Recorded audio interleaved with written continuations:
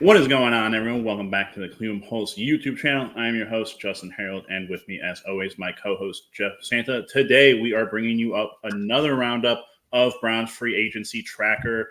As you guys will see here, we got some re-signings, we got some new faces to talk about, and overall, a lot of good stuff that the Browns have been doing so far in this free agency period. A lot of stuff I personally like. And Jeff, know we've been talking, but what are your thoughts? How you doing? Doing well. I think Andrew Berry's done a good job of quality control here. I think kind of controlling what he could control, keeping people around in-house, a lot of familiar faces and names on this list. So some new guys, some newcomers. Not sure how much impact some of these new guys will have on the team, but only time will tell. Absolutely, absolutely. And we're just going to do quick letter grades, quick thoughts on some of these guys. I feel like we should go just talk about really quickly like the re-signs before we get into the new faces, because obviously there will be stuff to talk about with them. But obviously at the top of the list, Za'Darius Smith on a 2-year deal. Not going to get into money or anything with a lot of these deals, but just retaining, a very positive force on the defensive line there.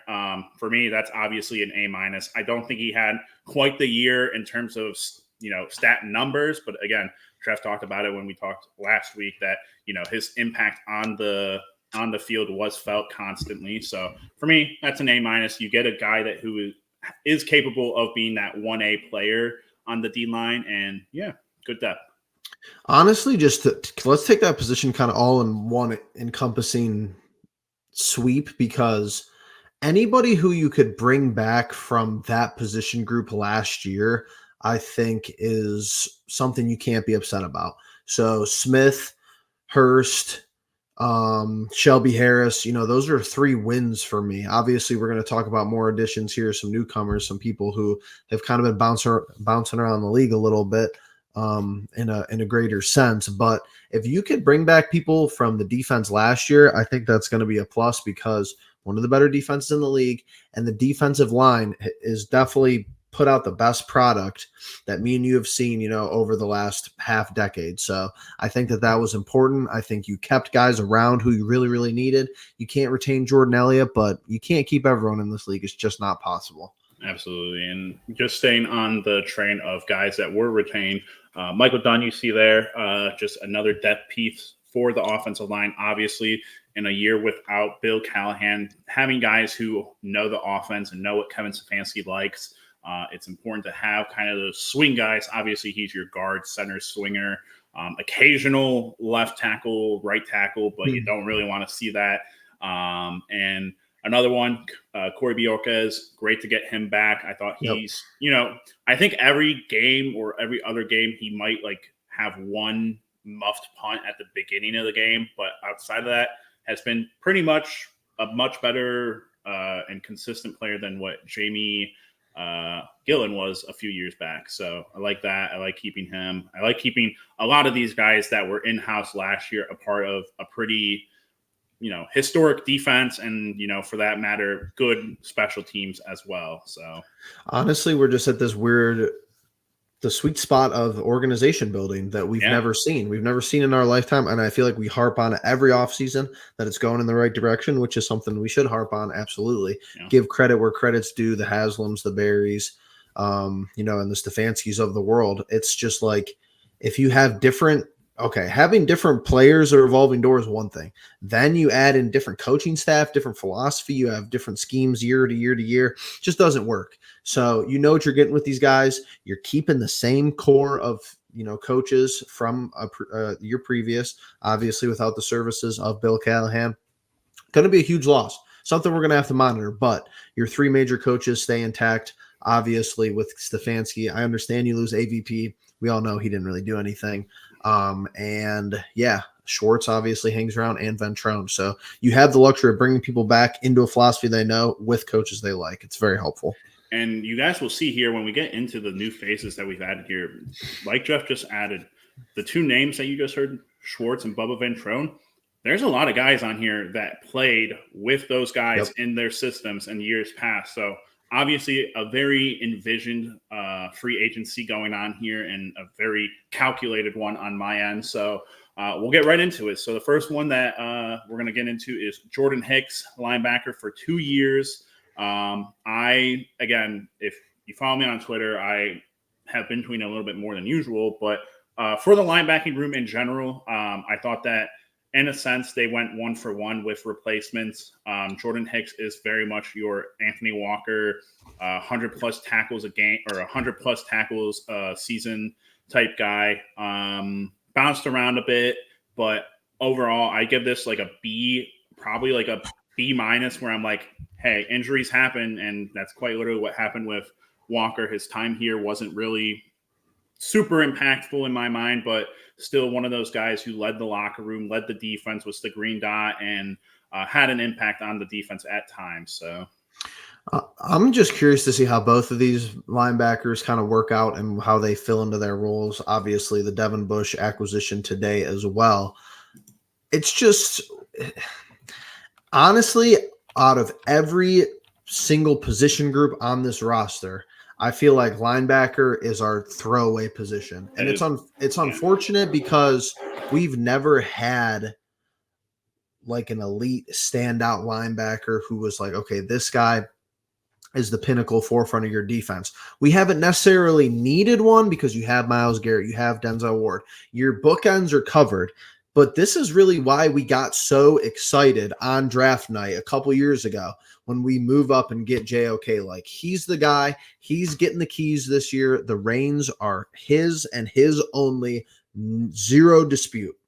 So his growth is going to be monitored, and how everyone else fills in, whether it's Hicks, whether it's Devin Bush, whether it's Tony Fields, is going to be looked at underneath a microscope. Because if you have to look at somewhat of a weak spot to this team and they do go out and address it, maybe they didn't exactly address it, how we thought they would, obviously, with you being a big proponent of Jerome Baker and, some other names out there. I think Patrick Queen was probably out of our price range, but it's not like it was a soft linebacker market. We still come away with a guy who puts up pretty good numbers like Jordan Hicks, and then a former first round pick like Devin Bush, even though I don't think he's had a very productive NFL career. But JOK and then everyone else, I get it. Andrew Bear just doesn't like that group. He doesn't want to put a lot of resources into it.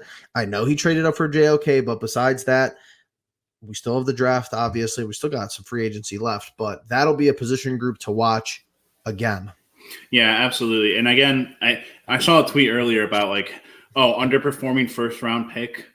Andrew Berry picking up the phone. Come on down, buddy. So basically, that's that Devin Bush pick there. For me, that's a C- pick where he, like Jeff said, he's underperformed with the Steelers of all teams, and again with the Seahawks, which two very defensive, well-known teams and whatnot. I do think he does take that position of being like the big run stuffer type package guy, but who knows? A change in scenery does always help with some people. It could just be that situation for Devin Bush. It could just be a situation where, hey, he's a big body, put him in there in the big packages and whatnot. But C- for me on that one.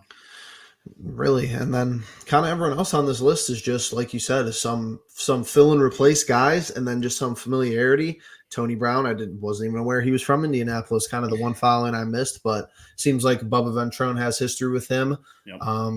Giovanni Ricci, tight end. He's going to play fullback probably. He's your Nick Harris sub, basically. As simple as that goes.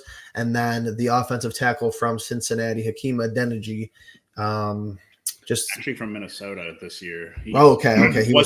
He was previously with Cincinnati. He's like your odd Chris Hubbard swingman, where we always have these guys on our roster though. Like Andrew Berry has kept it consistent. Yeah, it's important though. I mean, obviously you never know with Jack Conklin. I believe still under contract with us and everything.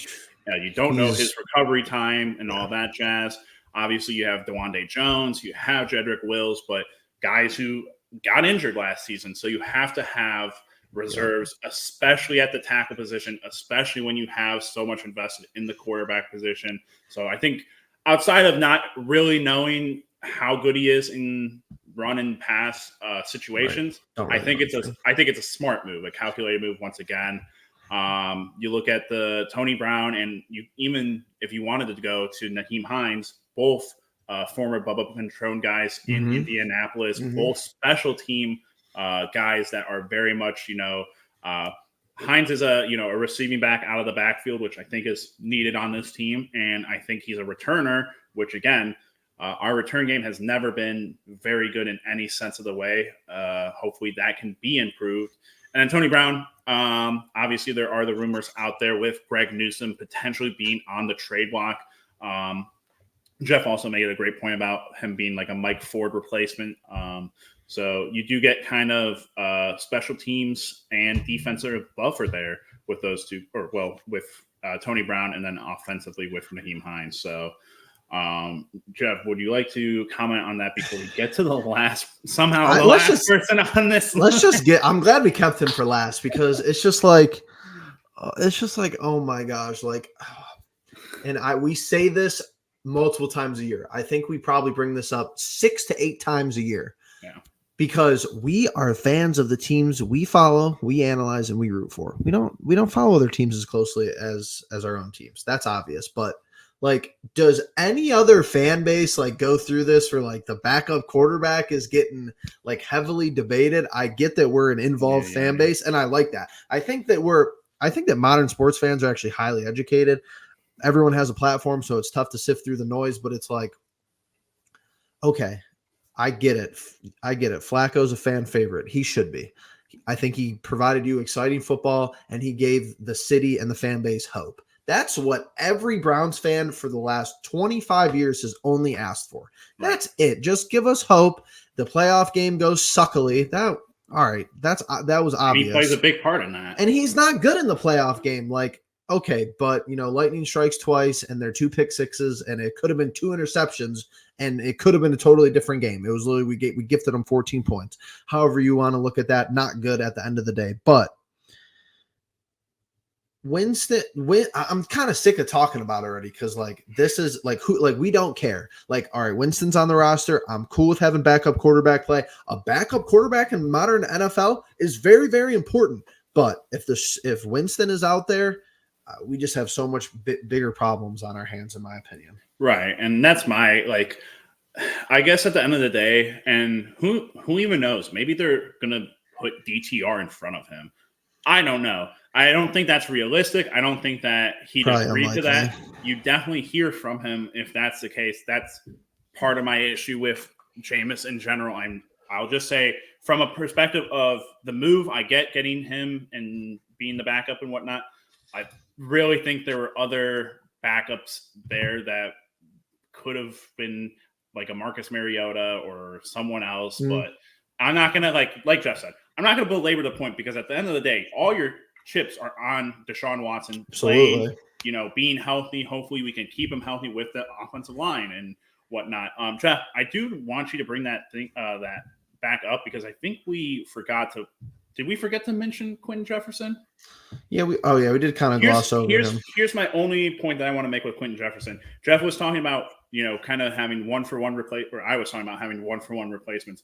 I think Quentin Jefferson is your Jordan Elliott replacement from last year, but maybe with a little bit more in the pass rush department, which I think is important when you have Tomlinson being your big kind of run stopper guy. So want to make sure we hit him. So if you look across position groups outside of your cornerstone guys, Andrew Berry has a vision for everyone's role. And he truthfully, at the end of the day, I think Andrew Berry's a pretty good general manager. And he's a pretty good guy as far as, caring about the people he employs and the staff that he has all the way around. But he doesn't really care who's filling the role. He just cares that it's this type of guy.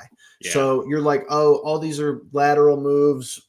You could describe it like that, or they're all replacement moves, kind of how we've been talking about it. But the defense, that's all you really needed. Okay, you lose a Jordan Elliott, bring in Jefferson. It's really just a 1-for-1 swap. Jordan Elliott, we developed. He was with us for a while. He kind of turned the corner. Yeah, could losing people who've been in the system for people who haven't been maybe be a negative side effect? Yeah, but you have Jim Schwartz. I think it'll be probably fine. Yeah, and it's happened in the years past. I mean, a lot of people gave us a lot of grief about Larry Ogunjobi leaving and whatnot and going to Bengals, Steelers, whatnot. That's just the league, though, now. You pay your best 5 guys so much. You have to play the roster like that the rest of it. And guys just go to opposite teams to whoever's going to pay them. I mean, look Absolutely. at the Saquon situation. But again, it's a business, and Andrew Berry has done business very well, in my opinion, in this offseason. And might be, outside of the Jameis move, might be my favorite offseason since JOK and Greg Newsome, when, I thought a lot of things were going our way. But yeah, I think so far out. Now, I guess the big question is, Jeff, what's next? Is there something that's going to happen next? Is there a move that you envision with this team? I mean, think about it now. Offensive line's pretty secure unless the Wyatt Teller move is legitimate, which I don't know about that one. You got your quarterback, running back situation settled, wide receiver. Maybe you could go out and find another fourth guy. But again, for me, I love Amari, Jerry Jeudy, Moore, and then Marquise Brown. He's a name out there. That's a name out there. But But I mean, see, that's funny that you go to that, because I'm gonna be really, really honest with you. I think Tillman's your fourth in that room. Oh, that's fair. Yeah, Tillman is. But it could be either one. Here's the thing: Teller is your long shot guy to get moved, because I think you could call up a contender in the same vein as you, and they might want to swap something for you. Yeah. But Newsome is the only splash move right now, because I think every team in the league could use him outside of maybe one or two squads. So you could get a lot of offers for him, but you bring up the very good point. What are you trading him for? Okay, I think your wide receiver room is pretty locked in, because at the end of the day, you just can't justify having a bunch of wide receivers in the AFC North. Like, it's a top-heavy business. It's a top-heavy position group. Like, the Bengals were able to do it because they drafted those guys: Boyd, Higgins, and Chase. They can't even keep them together. What this is Chase's third year. Like, you had them together for 2 seasons. That's pretty long, actually. The Ravens, they haven't had a good wide receiver. Zay Flowers, it's pretty good. And then the Steelers, they find late-round guys who just – come out and perform to a certain extent. They got rid of Deontay Johnson. They had him and George Pickens together for what? 1 season, 2 seasons. So you can't justify giving all these passes and catches to wide receivers, especially when you have a Nick Chubb, especially when you go and, you spend draft capital on Jerome Ford, you go and move for Nyheim Hines. Like, we know this team is going to run the ball with intentionality. So Newsome to be moved. I thought if you were moving him for anyone, it would be a linebacker, even though that was a weird thing to hypothesize, because Barry, like we talked about, doesn't like that position group. So yeah, I think that's kind of it. That'd be my only idea. I texted you earlier. I thought I saw that the Tampa Bay Buccaneers need a cornerback. Unless you're packaging, and I don't really know the tackle market, and I don't really know the guard market because it's kind of glossed over in the league. Yeah. Unless you're packaging like Teller and Newsome, or Newsome and Wills for like a clear upgrade at either Teller's position or Will's position, I don't even know if that makes sense, and I don't even know who would be available and open to make that move, but that's really the only things I could think of. Yeah, I mean, like you said in the middle of it, Barry has curated this team over the past 4 years, and obviously in those first 2, you got to add, and he did, and some of those faces are still here, some of those faces are not still here. He did a great job in the last 2 years of re-signing and making sure guys are here long-term. Miles, Denzel, Nick, a lot of big guys, cornerstone guys, and, obviously Deshaun and what have you. But he's done a great job to the point of he doesn't need to go out and make a huge splash at this point. Correct. It's just about, now all the pieces are here. We just have to perform. And that's about what I have it at right now. So that's the thing too. Like, if you're out there, like, this has been pretty boring. Outside of Jeudy, it has been boring. Yeah. Good. That's good. Like, you shouldn't have to turn around every February and March and be like, we have to do this, make huge moves and, to turn around. Oh, we had 7 wins last year. We had 6 wins last year. We need this, and this. You don't need a whole lot on this team. You need pre-existing people under pre-existing contracts to play good football. That's all I got. Yeah, and you can even go back to the beginning when we were linked to Christian Wilkins or DJ Reader, guys who got big paydays, and you look at Quentin Jefferson and you're like, hey, that kind of makes sense just because he's replacing Jordan Elliott. And a lot of these things are just very simply, hey, we have an archetype of this position or what we want out of this position. Let's go out and get that for what we think is the right price. And I think that is just Barry's ace in his sleeves all the time, is just knowing what he wants and getting it at the price that he wants. So I think so far, so good. We'll obviously keep everyone updated, but thank you guys so much for making it to the end of this video. Make sure you guys are liking, subscribing, hitting the bell notification for when Browns Cavs videos are coming out. And we want to hear what you guys think in the comments. Do you think there's going to be another big move? What do you think of the moves that have been made? And yeah, with that all being said, we'll catch you guys in the next one. Peace.